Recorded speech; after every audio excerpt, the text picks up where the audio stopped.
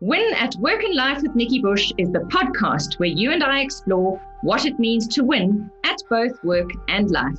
Today, you get to choose how to create a life of meaning and self-expression that includes both your work and life outside the office with your family.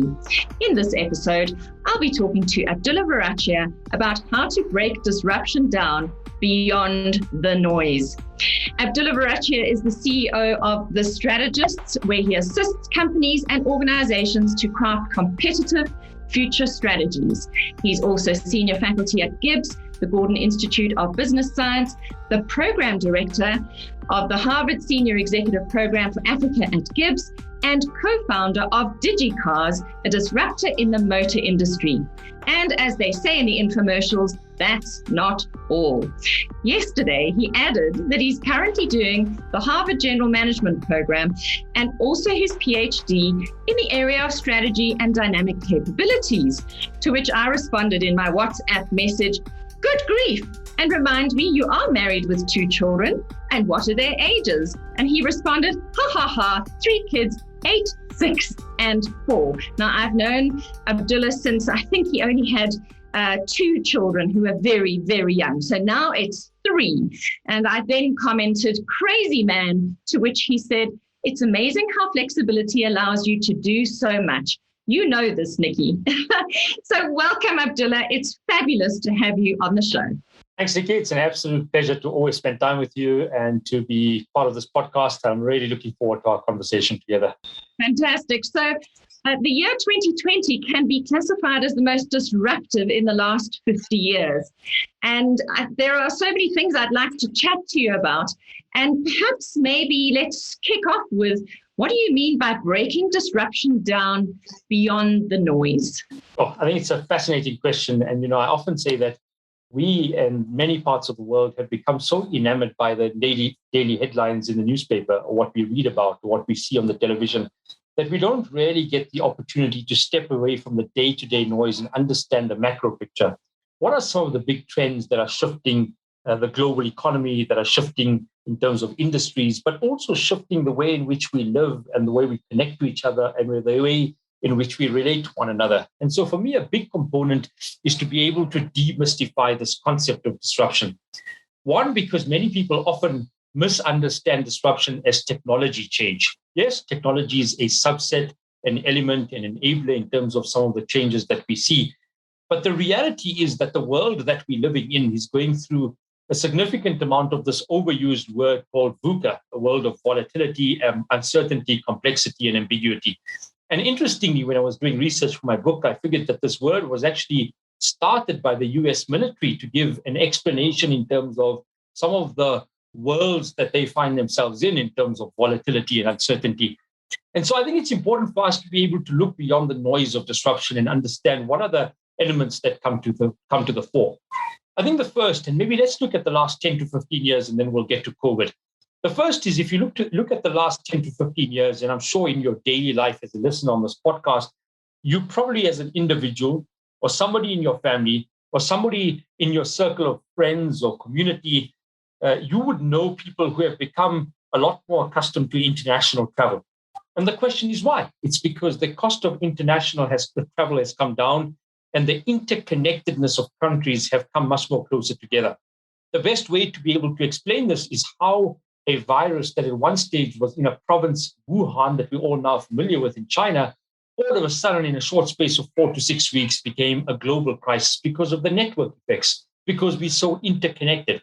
So one of the causal factors is, if 60 years ago you needed to travel from South Africa to London, you had a limited number of options, and the cost of international air travel was expensive and prohibitive and out of the reach of most people.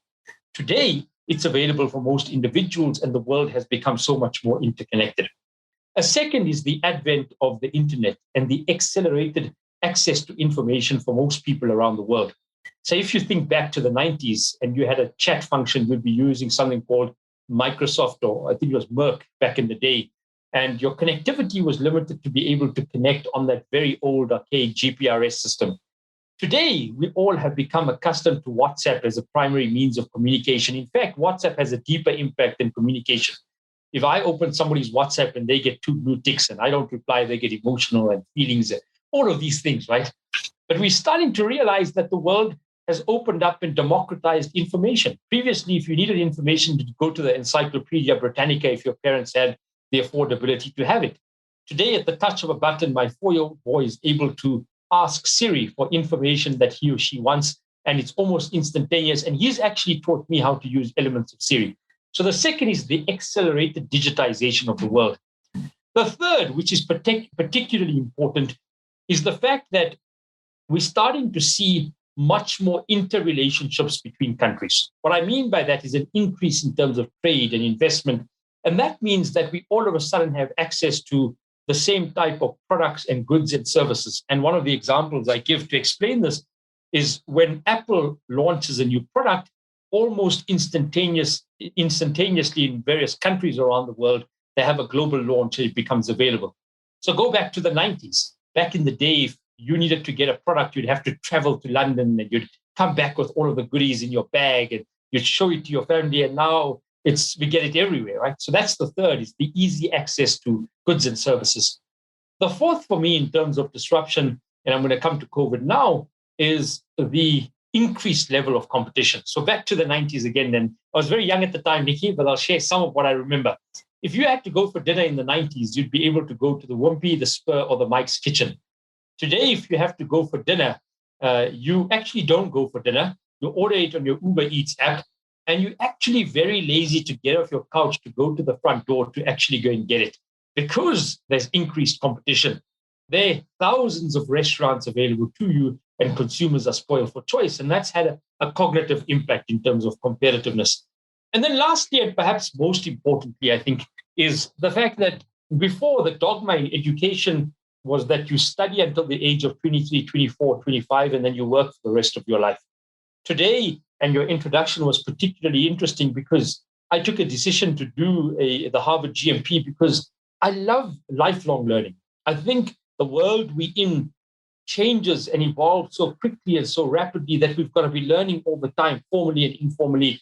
And what I love about the world that we find ourselves in is that learning doesn't only happen in formal institutions. Learning happens every day, all the time. So those are some of the big picture shifts. When you bring them together to 2020, which is recent in our mind, COVID has been the mass accelerator. It's been the great experimenter. It's given us the opportunity, not by design, but by default, to be able to try things that we never, ever would have tried before in our lives. And so this has been the acceleration of disruption. And some of the macro themes, I'm going to argue, have been accelerated in the last few weeks. And you know what comes to mind as you're speaking is that, as you said, COVID has allowed us to experiment. And the IT industry is iterative. They send product to market before it's perfect, and they get the market to give them feedback, and then they tweak the product to what the market wants. Now, in other daily processes and business processes, we weren't so keen to go to market before it was perfect. And look at what COVID's done. Education has gone online to market before it was perfect. And many companies have had to really take on that experimental hat during COVID, which they were not keen to do prior to COVID. And as they say, necessity is the mother of invention. And it's almost as if COVID had a green flag saying, go, do it, try it, just do it, like the Nike ad says, because we actually have no option. We now have to try things in order to survive the onslaught that we're facing and to reinvent how business is done and how life is done under very different circumstances. Yeah, I think it's a fascinating point you make, and exactly what we see in terms of the IT sector. Previously, we spoke quite extensively about reactive leadership. It's the ability to lead organizations through certainty. We wouldn't put a product out there until we had done numerous amount of testing. We were sure in our minds that it was perfect. And in the last 10, 15 years, the IT, ICT industry led by companies in Silicon Valley have really taught us that we need to beta test, as Google talks about it. We need to bring our users along and test our products with them. And COVID has been this massive test. So in the last couple of months, I've had so many different companies around the world saying to me, Abdullah, when are we going back to the new normal? And I laugh and I say, that term in itself is a misnomer, because where we came from was never normal to start with. It was never normal to be able to have billions of people all going on the road at the same time every day, gridlocking traffic for an hour and a half, 2 hours, where billions of people go to school or go to work hungry, tired, frustrated, really unproductive. And then strangely, as human beings, to repeat that process every afternoon to come together. And so in this case here, this experiment, COVID, has taught me that you actually perform, Nikki, much better in a decent yet comfortable set of clothing. It's taught me that we spend a huge amount of time killing productivity and actually efficiency, and in the process, happiness. And think about things like the amount of time you spend in cars and the amount of time you spend in traffic. And so as a business world and as the world we live in, we focus a huge amount at business schools, as institutions, and even as companies on what I call return on assets or return on capital or return on equity. But we never really focus on the most important currency, which is the return on time.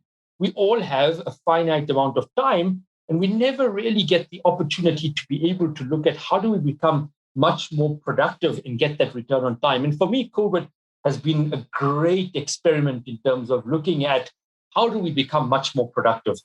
And yes, there have been some challenges. We've moved from a world where we used to have on average 4 to 5 meetings a day to now having some companies 12 meetings where people are jumping off a Zoom call onto a Teams call and onto a Zoom call. And I think we've got to get some of the balance. But what it has opened up is the spotlight of productivity. And personally, I've really experienced this. I've had the opportunity to be able to do things I would never be able to do. So you opened up talking about my 3 kids. And so in 2012, when I had my first daughter, Fatima Zahra, I took a decision that I'm not going to do more than 12 international trips a year. So in my consulting work, I get a lot of requests to do work in other countries around the world. And by March, my 12 trips are often fully diarized. And so I then turned down almost all of the work that comes after that because of this life decision, which I've never regretted, to spend more time at home. And in the last 12 months, I've had so many companies saying to me, Abdullah, we don't really need you in front of us. We actually need more of your expertise. And so please feel free to do some strategy and innovation work with us virtually. And it's worked, and my business has gone the other way in terms of international work. Why? Because we've had to experiment with another way of doing things. In your world and my world, Nikki, we often engage with companies. And so I often say, a few weeks ago, I was asked to do a talk for a very large company out in Cape Town. Traditionally, that would have meant me waking up very early in the morning, putting on a certain type of clothing, getting onto the airplane, going across to Cape Town, going through a process of getting to the company, setting up this presentation, presenting it. I got the same request from the company that I did this 2 years ago, a few weeks ago. And on the same day, I could do 2 other keynote talks because it meant me getting in front of a computer. So people then misunderstand this and say, well, Abdullah, is it all about digital? And I say, no. What COVID has actually taught us in this experiment is that the human moments matter most. This is where the magic sits, right? The chats at the office coffee machine, the bumping into somebody at reception, the chance meeting in a corridor, the connection with each other. But I don't think we must look at it in a binary way. Is it either physical or digital? I think we must imagine something different. We must imagine a hybrid approach. And I often say that we can do better if we imagine better. And COVID has allowed us to imagine. It's given us a picture of how perhaps the world could look very different. And this is our chance to be a lot more adaptable in terms of where we are. So for me, what I hope COVID teaches us, after we're able to get the vaccine distributed in various countries around the world, what I hope it teaches us is that where we came from was never normal. And so we must use this chance to imagine differently, to think differently, and perhaps to even do differently. You know, you say it was never normal before, and I like to say it was never perfect. I think people idealize the world as it was pre-COVID. And I have to remind them that they were always complaining about life before COVID. And you just made the point that you would need to wake up at 5 o'clock in the morning, get dressed, get on an airplane, go down to Cape Town, give a presentation. We never, ever perceived that as disruption.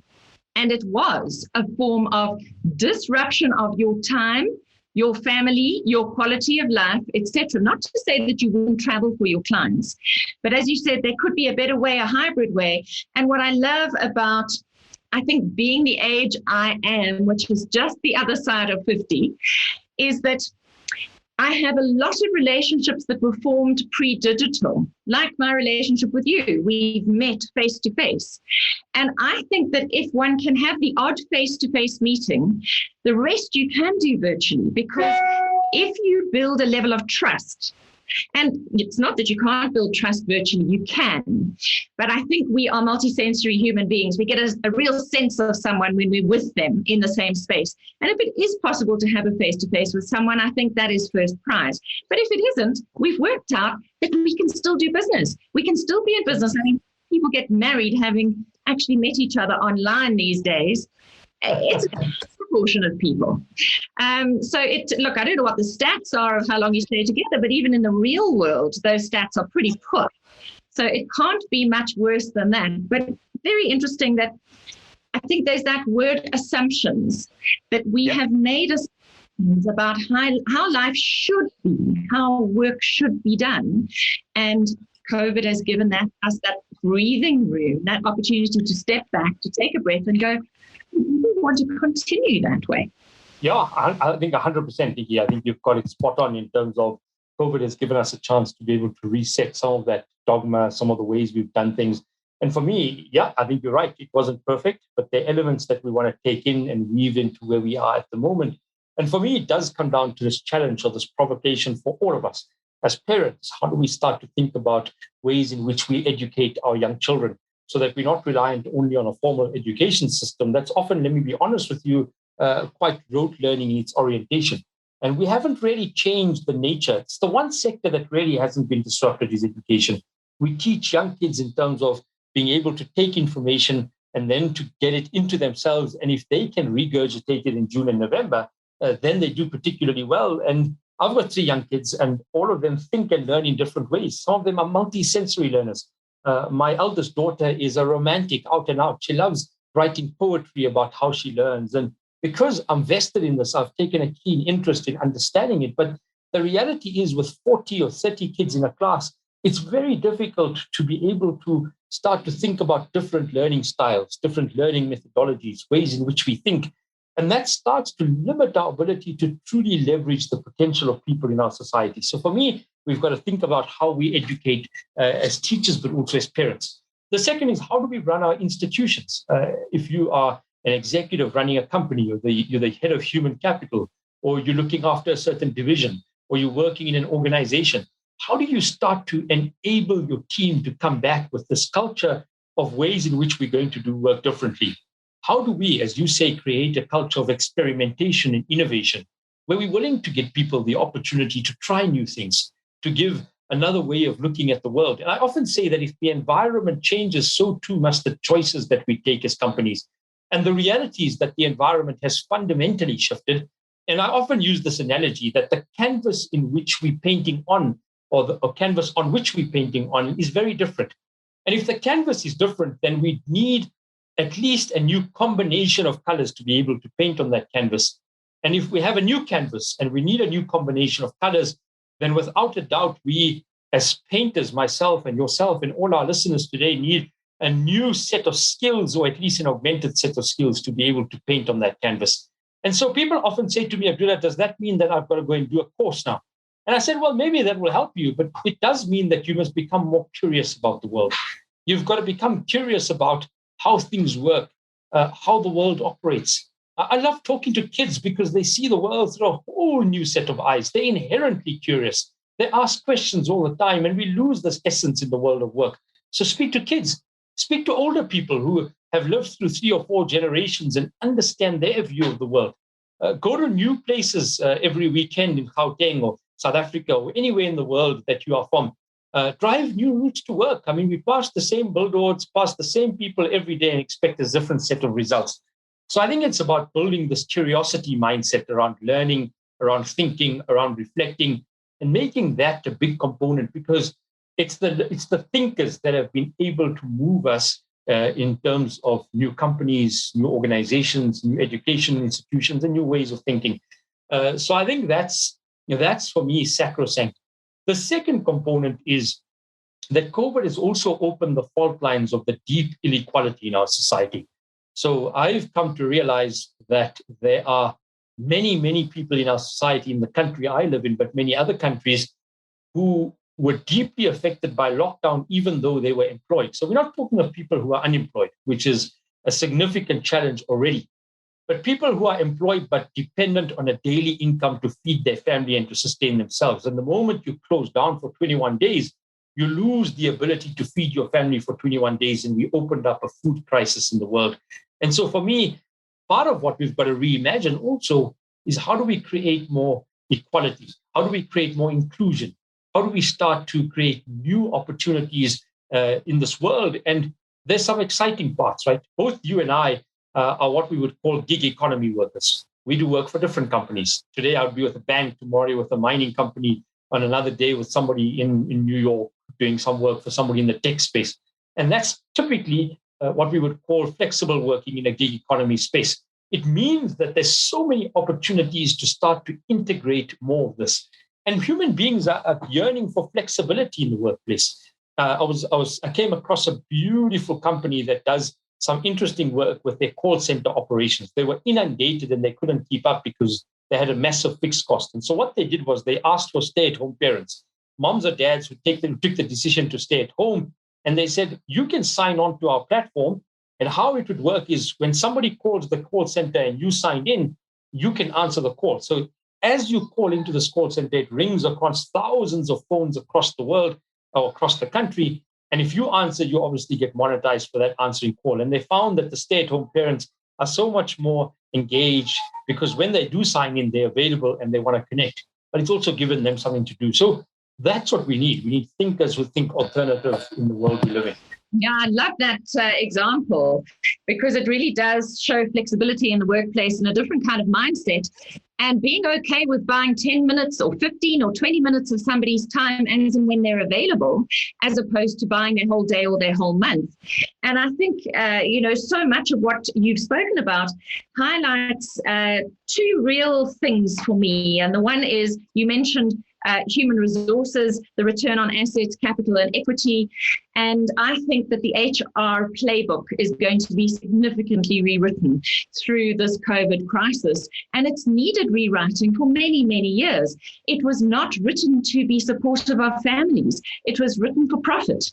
It was not written to support the employees and their mental wellness and their relationships in their lives. And I think that is going to come under some serious scrutiny at this time. And then you talked about lifelong learning. And I believe that we're all going to have to take responsibility finally for our own learning journey. We have for too long given it away to schools. We've given it away to HR, to the company. The company will tell me what I need to study next. It's not been a voluntary thing of, I want to go in this direction. This is what I would like to do. This is how I would like to do it. I wonder if the company will support me on that. It's been very much, what will the company allow? And the world is changing so dramatically, and there's such free access to information and to courses that you can literally pick anything you like.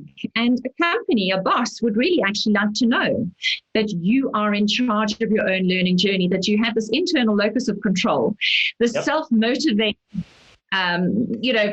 aspect to you that is, you are pushing yourself forward. You're not waiting for someone to pull you along. And any company that starts outsourcing, which many companies will, moving forward, will outsource more than perhaps hold on to employees full time, are going to want people who are self-driven, who are happy to take responsibility. I call it self-leadership. And for me, the big door that COVID is opening is the shift to self-leadership, away from dependence on institutions. Is that what you're seeing as well? Yeah, 100%. I think it's the ability to be able to say, where are my areas within my sphere of control and influence, to be able to create a learning community. How do we start to learn differently? And let me get some practical views here, right, from my side. I have taken a decision that every night, my wife and I took the decision that at the dinner table, we give 2 minutes to each one of us in terms of what have you learned today.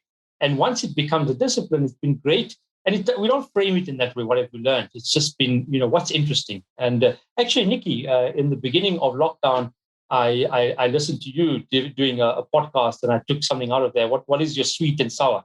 I don't know if you recall doing that. And so I listened to that, and that's been integrated. And my kids love it, right? Because they're able to see both parts of the world. And so we do, what's your sweet, what's your sour, and what do we learn from that, right? And so the ability to be able to take agency and to be able to integrate it is brilliant. I often say to people that we often try and defer when we can have impact. So we often wait for hurdles, right? So when COVID ends, when I get to a certain position, when I get to a certain paycheck, when I get to a certain title, and we never really appreciate the agency that we have. And we all have agency. We have agency to empower ourselves in terms of what are we going to learn and what are we going to focus on. We have agency to take opportunities that present themselves to us. And the reality is the opportunity of a lifetime must be taken in the lifetime of the opportunity, as my dear friend Nick often says. And it's important because so much of what comes at us, we don't take advantage of because we're waiting for some point in our life when we're able to leverage it. And for me, what's exciting about COVID is that this has been a massive reset. I've learned in the last 12 months that no president, no prime minister, no CEO, no executive, no business school professor has the answers. We're all navigating some of this complexity, and we need to have that adaptive leadership that comes together.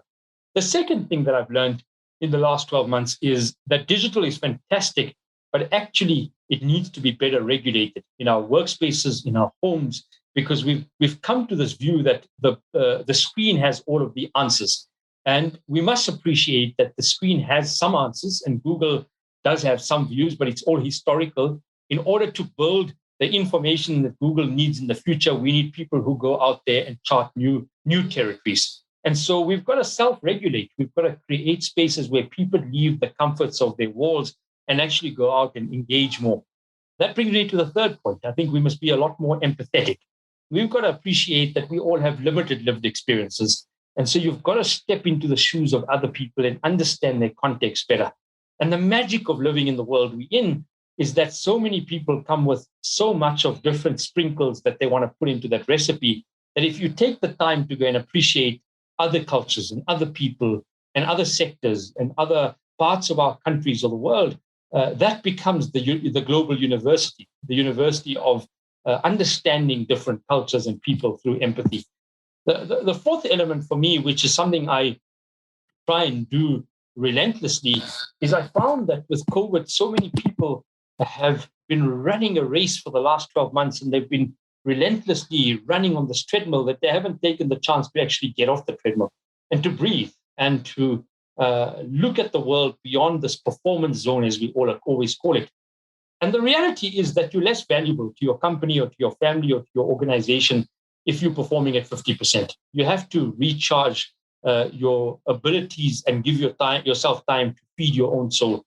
And one of the best ways to feed your soul is through learning and through lifelong learning. And it's something that I've really become particular about. So my wife was laughing because last night I finished class at 10 p.m. and we chatted until 1 a.m. Does. We all finished class at 10 p.m. Because I'm studying in the US, the time difference, my classes are from 4 p.m. to 10 p.m. And so I finished class and I was just talking to her about what I learned. And she laughed and she said, Abdullah, you're like so excited by the learning, and I've appreciated chatting to you. And she says it's amazing because even at your age, somebody who teaches at business schools, you've embraced this. And for me, there's so much to learn. There's so much to take in. And for me, at the heart of this is that ability to be curious about the world. I totally subscribe to that. In fact, interestingly, in my book, Future-Proof Your Child, the 2020s and Beyond, which was published in 2019, co-authored with Dr. Graham Codrington, one of your colleagues, we talk about the fact that family is the foundation of everything. And on top of that is curiosity, not going to school, curiosity. Yeah. And that children are just born naturally curious. We just need to keep that curiosity and love of learning alive. If we can do that, then school will augment it. But if that isn't in place before you go to school, nothing is going to make you love learning.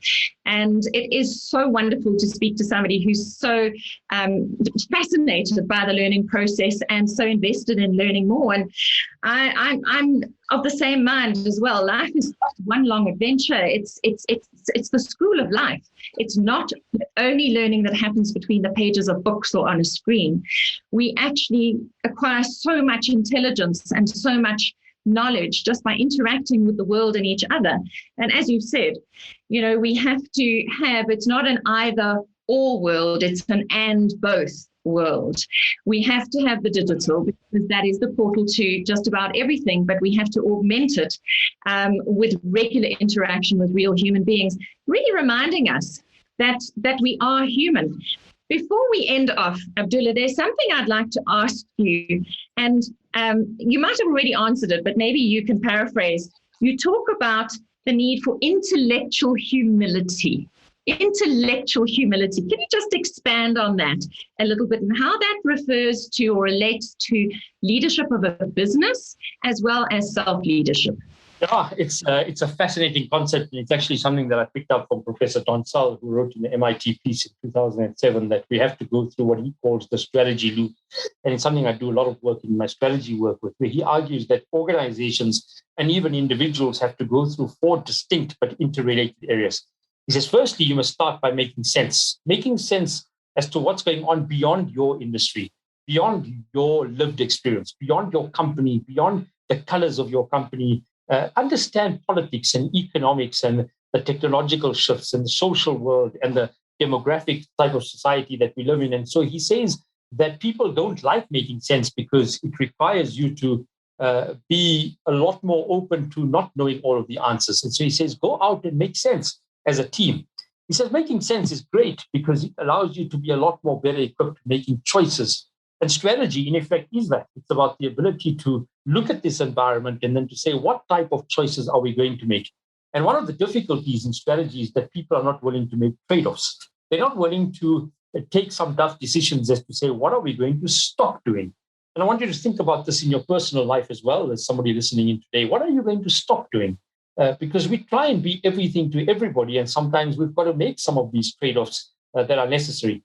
He says you make sense, you make choices, and then you've got to have the oxygen of execution. You've got to make things happen because it's irrelevant if you can build the most brilliant strategy. It's irrelevant if you can't implement it.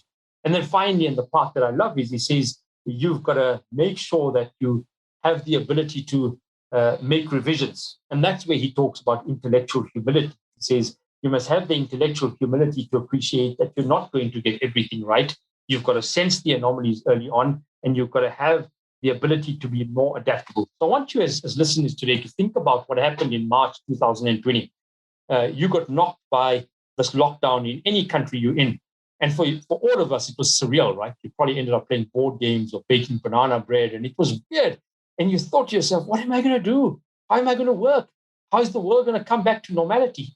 And human beings are incredibly adaptable. So if I have to come back to you today in March 2021 as we're having this discussion, and I say to you, would you be willing to go back to the office 5 days a week or 6 days a week? And you'll say, no, Abdullah, I have a rhythm at home. I'm much more productive.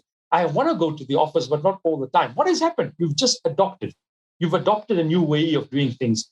And one of the lighthearted ways I bring this across is I want to take you back to 2006. All of you listening in either had a BlackBerry phone or a Nokia 9500. And at that time, you were used to a QWERTY keyboard with a physical keypad and BBM as your messenger. And somebody probably came to you at that time and said, would you be willing to shift to a touchscreen phone? And you probably said, no, it's really hard to use touchscreen phones, and I need a keyboard. And if I have to flip that conversation to you today, what has happened? You've adopted. Society has mass adopted. And so you'll say to me, Abdullah, there's no way I can use a BlackBerry phone because it's hard, it's clunky, it's difficult, it's messy. What has happened? You've adopted. And that's the same here. So what I'm going to say is have the intellectual humility to be able to try new things, even though it's uncomfortable, get through that painful process of change. And I promise you'll emerge with something different on the other side. And for me, that's this intellectual humility that he talks about. You've just hit a really hot spot for me, a sore spot, but actually a moment of celebration. No. I do not still have a BlackBerry, but my computer. crashed 10 days ago. My normal Windows computer crashed, and I've been resisting moving into the Mac universe for many, many years because I do have an iPhone. And by absolute necessity, because I had to present a couple of hours later, the only machine available to me was a Mac. Wow. And it's how much, if you get beyond your resistance, and believe you me, I was stressed. I was very stressed. I actually managed to present that night and the night after that and the morning after that and the afternoon after that and get work done in between. And it was a reminder for me of how brilliant the human brain is. And as you said, we are complex adaptive systems, and we are able to adapt and we are able to adopt if we can move beyond our own resistance. And sometimes that means being pushed into the corner. And COVID has actually provided that environment where it has pushed us into that corner where we have to look at stuff we were resisting before. So like you, I actually celebrate in a way the opportunity that COVID has opened up for us to revisit how life should be, or how we would like it to be for us, and how we're going to do life moving forward. And that actually reminds me that you have a book that you have alluded to twice, and it's called Reset, Rewire, and Reimagine Everything. And that book came out just middle of last year, if I'm correct. Correct, 100%. Yeah. And where can our listeners get hold of it? And just broad brushstrokes, it more or less covers what we've covered and a whole lot more. Yeah, 100%. So that book was another gift of the crisis. I think having 10 out of my 12 international trips cancelled in March, I then decided, let me do a bit of writing. And so that gave me the opportunity to put some pen to paper. The book is available on Amazon if you like an e-version. If you like the physical copy like me and love reading a physical book, it's available at all bookstores. And even on my website, if you'd like a personal signed copy, happy to get it couriered across to you. And yeah, we cover, the macro shifts in the world. I look at the changing nature of politics, economics, what I call this cognitive rewiring of human behavior and how social beings are starting to shift. We look at technology, we look at the environment. And then I take all of these macro factors and I fuse it into 21 sectors. So we look at the future of banking and retail, the future of mining, the future of commodities, the future of consumer goods, and many other sectors. And then finally, we end with exactly what we've been talking about. How do you build a more complex, adaptive, or how do you build a more adaptive mindset to be able to navigate all of this disruption? Thank you so much. So that is available in all good bookstores, online and in the real world, as well as at Abdullah's on Abdullah's website, thestrategist.coza. And if you do order it that way, you will get a personalized signed copy. Abdullah, it has been an enlightening conversation. Thank you for spending the last 40 minutes or so with me just after you rushed in from collecting all 3 children from school. So it's been a very human conversation. For me, what I'm taking away is that you've reminded us that it's still so vital to keep the human in the middle, that it's not an either or world, it's a both and world, and that you don't have to know all the answers, but you do need to be prepared to relook at some of those assumptions and do some experimental thinking and acting in the process of actually discovering or rediscovering how to be in this new look world. So thank you so much for your time. I really do appreciate it. Nikki, thank you so much for the invitation. It's always a pleasure talking to you, and love connecting with your listeners, and always love chatting to you. That was a very quick 40 minutes, but I enjoyed every moment of it. Thank you. So we'll do it again sometime in the future where we'll talk about focusing on how to prepare our children for the fast changing world specifically, because I think that is such a big conversation and a very necessary one. So Abdullah, thanks once again. To our listeners, please send through your comments, questions and topic suggestions to info@nikkibush.com. And please share this podcast with your friends and your colleagues to empower them to win at work and life too.